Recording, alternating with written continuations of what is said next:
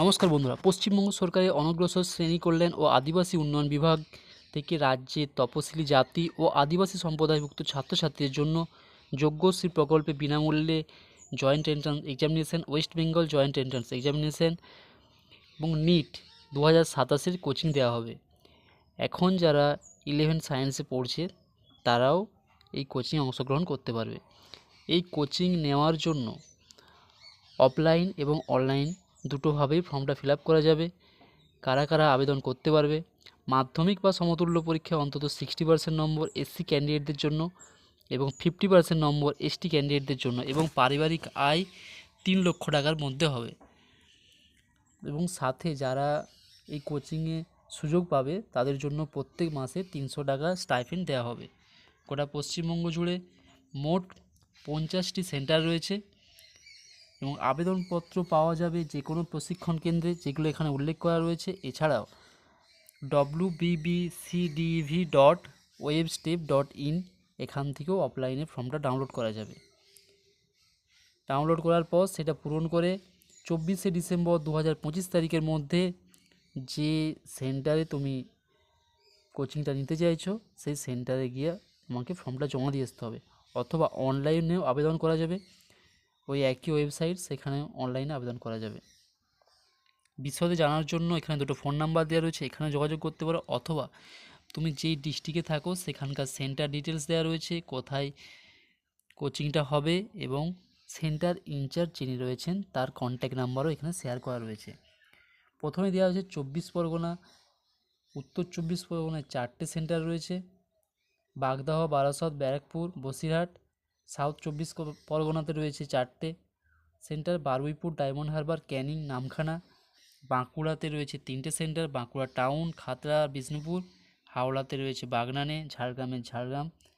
পশ্চিম বর্ধমানে দুর্গাপুর টাউন। পূর্ব বর্ধমানে 3টে সেন্টার রয়েছে: কালনা, বর্ধমান আর কাটোয়া। পশ্চিম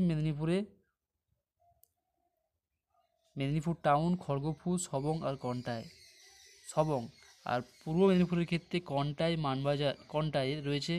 পুরুলিয়ার ক্ষেত্রে মানবাজার, পুরুলিয়া টাউন। আলিপুরদুয়ারে 2টো সেন্টার রয়েছে: আলিপুরদুয়ার আর মাদারিহাট। বীরভূমে 2টো সেন্টার রয়েছে: সুরি, রামপুরহাট। কোচবিহারে রয়েছে কোচবিহার টাউন, দিনহাটা, মাথাভাঙা। উত্তর দিনাজপুরে রয়েছে রায়গঞ্জ আর ইসলামপুরে। দক্ষিণ দিনাজপুরে রয়েছে বালুরঘাট টাউন।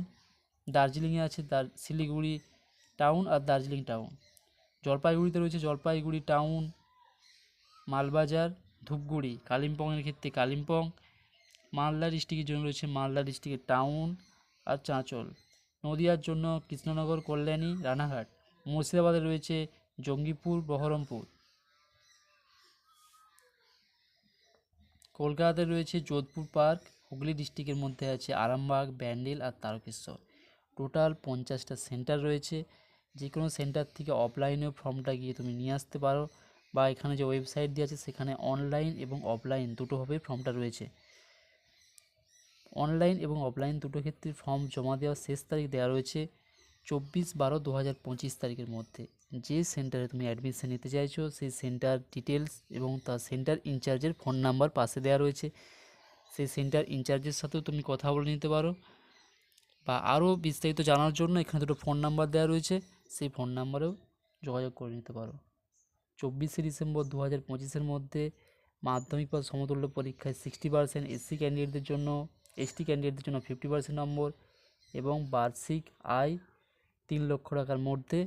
এবং যারা 11-এ পড়ছে সায়েন্স নিয়ে, এটা সায়েন্স ছাড়া তো দেওয়া যায় না, জয়েন্ট এন্ট্রান্স এক্সামিনেশন বা নিট, তো সেইগুলো ওই সমস্ত এরিয়াগুলো থাকলেই তুমি ফর্মটা ফিল আপ করে জমা দিতে পারো। এবং প্রতিটা সেন্টারে যতজন করে স্টুডেন্টের ক্যাপাসিটি রয়েছে সেই অনুযায়ী তারা অ্যাডমিশন নেবে।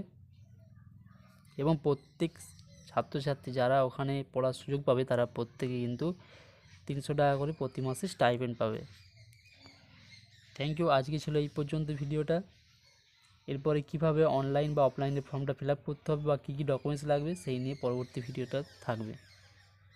Thank you.